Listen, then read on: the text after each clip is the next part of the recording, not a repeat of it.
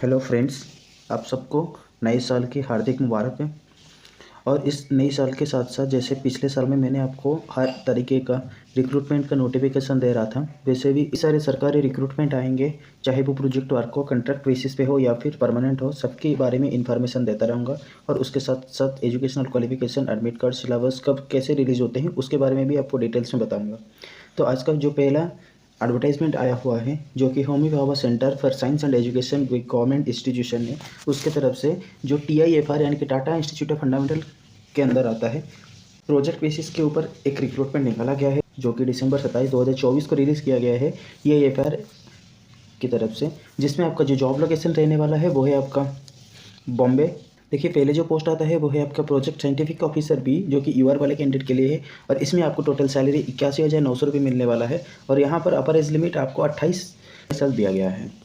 फिर उसके बाद आता है प्रोजेक्ट साइंटिफिक असिस्टेंट बी, जिसमें यूआर के लिए एक पोस्ट है और आपको टोटल सैलरी 62,200 मिल रहा है। और यहाँ पर सेम आपका जो एज लिमिट है वो 28 साल ही रखा गया है। फिर उसके बाद आता है प्रोजेक्ट असिस्टेंट, जो कि यूआर वाले कैंडिडेट के लिए है। इसमें आपको सैलरी 40,000 पर महीने मिलने वाला है और सेम 28 साल की एज लिमिट के साथ साथ। फिर उसके बाद आता है प्रोजेक्ट वर्क असिस्टेंट, जिसमें टोटल 4 पोस्ट है, जिसमें से 3 यूआर वाले कैंडिडेट के लिए और एक है ओबीसी वाले कैंडिडेट के लिए। और इसमें आपको सैलरी 31,500 मिलने वाला है पर महीना। जो यूआर वाले कैंडिडेट है उनके लिए 28 साल और जो ओबीसी वाला कैंडिडेट है उसके 31 साल रखा गया है। नेक्स्ट जो पोस्ट आता है वो है आपका क्लर्क ट्रेनिंग, जिसमें यूआर के लिए एक पोस्ट है। इसमें पर महीने आपको 22,000 सैलरी मिलने वाला है। जो एज लिमिट है आपका सेम 28 साल। फिर उसके बाद आता है टेक्निकल ट्रेनिंग, जिसमें सिविल के लिए आया हुआ है। यहाँ पर यूआर के लिए एक पोस्ट है जिसमें सैलरी आपको 23,000 मिलने वाला है और सेम 28 साल एज के साथ साथ। फिर उसके बाद आता है ट्रेड्समैन ट्रेनिंग प्लम्बर, जिसमें एक पोस्ट है यूआर के लिए, सैलरी आपको 18,500 मिलने वाला है, एज लिमिट आपकी 28 साल दिया गया है। फिर उसके बाद आता है ट्रेड्समैन ट्रेनिंग कारपेंटर, जो कि यूआर वाले कैंडिडेट के लिए है और इसमें भी आपको सेम 28 साल की एज लिमिट के साथ साथ 18,500 रुपये सैलरी मिलने वाला है। तो चलिए अभी देखते हैं इसके लिए एजुकेशनल क्वालिफिकेशन क्या क्या दिया गया है TIFR की तरफ से।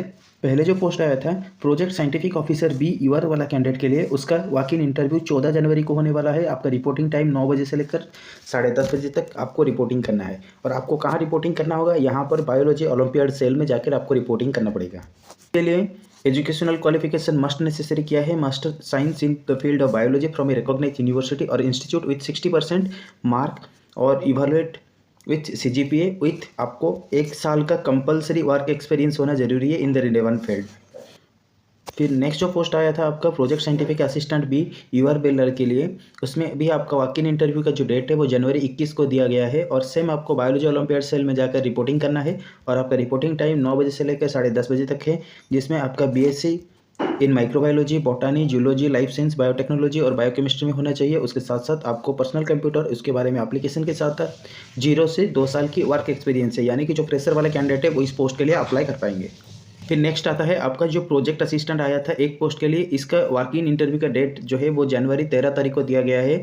और इसके लिए आपको एडमिनिस्ट्रेशन में जाके सुबह 9 बजे से लेकर के 10:30 बजे के बीच में रिपोर्टिंग करना है। यहाँ पर फुल टाइम ग्रेजुएशन के साथ साथ मिनिमम 50% या फिर CGPA हिसाब से 50% के हिसाब से किसी भी रिकॉग्नाइज यूनिवर्सिटी इंस्टीट्यूट से आप पास आउट हुए होंगे। और मिनिमम 1 साल का क्लरिकल ड्यूटी का जो रिस्पॉन्सिबिलिटी होता है उसका नॉलेज होना चाहिए और आपको 1 साल की एक्सपीरियंस होनी चाहिए। साथ साथ टाइपिंग नॉलेज और पर्सनल कंप्यूटर एंड इस एप्लीकेशन के बारे में भी आपको नॉलेज होना जरूरी है। नेक्स्ट जो पोस्ट आया था जो कि था प्रोजेक्ट वर्क असिस्टेंट, इसके लिए आपको national coordinate office NC office जो है वहाँ पर आपको रिपोर्टिंग करना पड़ेगा। और आपका वॉक इन इंटरव्यू का डेट जो है जनवरी 16 तारीख को दिया गया है। सुबह 9 बजे से लेकर के 10:30 बजे के बीच में आपको रिपोर्टिंग करना है। और जिसमें आपका 10th वाला कोई भी स्टूडेंट हो या फिर कैंडिडेट हो वो अप्लाई कर सकता है। इसमें मिनिमम 1 साल की एक्सपीरियंस दिया गया है। इसके अलावा अगर कोई चाहता है 10+2 वाला कैंडिडेट, वो भी इस फॉर्म के लिए आवेदन कर पाएगा। और इसमें आपका कंप्यूटर का नॉलेज होना ज़रूरी है, ईमेल कैसे करते हैं, प्रिंट आउट कैसे करते हैं, स्कैनिंग मशीन में काम कैसे करते हैं और गुड कम्युनिकेशन स्किल के बारे में अच्छे से पता होना चाहिए। नेक्स्ट जो पोस्ट आया था प्रोजेक्ट असिस्टेंट यूआर वाले कैंडिडेट के लिए, सेम आपका 16 जनवरी को इंटरव्यू होने वाला है। और आपका जो इंटरव्यू होगा एस्टैब्लिशमेंट सेक्शन जो है वहाँ पर है, 9 बजे से लेकर के 10:30 बजे के बीच में आपको रिपोर्टिंग करना है। सेम जो 10th वाले स्टूडेंट है और मिनिमम 1 साल की एक्सपीरियंस के साथ साथ अप्लाई कर सकते हैं। नहीं तो कोई भी 10+2 वाला कैंडिडेट भी अगर चाहता है तो भी इस फॉर्म के लिए आवेदन कर सकता है। फिर दूसरा जो आया था वर्क असिस्टेंट का, वो NIUS फिजिक्स लेबोरेटरी प्रोग्रामिंग में काम करना है। और वो इस पोस्ट के लिए जो आवेदन करना चाहता है वो 17 जनवरी को जाकर के रिपोर्टिंग करे, क्योंकि आपका उसी दिन को ही इंटरव्यू होने वाला है। सेम रिपोर्टिंग टाइमिंग है आपका। यहाँ पर आपका किसी भी स्टेट या फिर सेंट्रल गवर्नमेंट से पास आउट किए होंगे बोर्ड, और उसके साथ साथ 1 साल की एक्सपीरियंस, नहीं तो अगर किसी के पास HSC एनी डिग्री है विथ मिनिमम 60% मार्क और 2 साल वाला एक्सपीरियंस है किसी भी फिजिकल या फिर फिजिक्स लेबोरेटरी में, और knowledge of computer trouble shooting repairing simple instrument के बारे में भी है, तो वे भी इस पोस्ट के लिए आवेदन कर पाएंगे। अभी OBC वाला जो पोस्ट है वो 15 जनवरी को होगा। बायोलॉजी ओलंपियाड सेल में आपका होना है, और आपको सुबह सेम रिपोर्टिंग टाइम में जाकर के आपको रिपोर्टिंग करना है। 10th वाला कोई भी कैंडिडेट 1 साल की एक्सपीरियंस के साथ साथ basic knowledge of computer and its application, वो लोग इस फॉर्म के लिए आवेदन कर पाएंगे। फिर जो था क्लर्क ट्रेनिंग के बारे में, आपका जो फर्स्ट पोस्ट था जनवरी 24 को आपको रिपोर्टिंग करना है आर्चिव सेक्शन में। सो सेम रिपोर्टिंग टाइम है सुबह की आपका। इसमें एजुकेशनल क्वालिफिकेशन में ग्रेजुएशन फ्रॉम एनी यूनिवर्सिटी और इंस्टीट्यूट विथ साथ साथ आपका टाइपिंग नॉलेज होना जरूरी है। इसमें कोई भी फ्रेशर या फिर एक्सपीरियंस वाला जो बंदा है वो अप्लाई कर सकता है।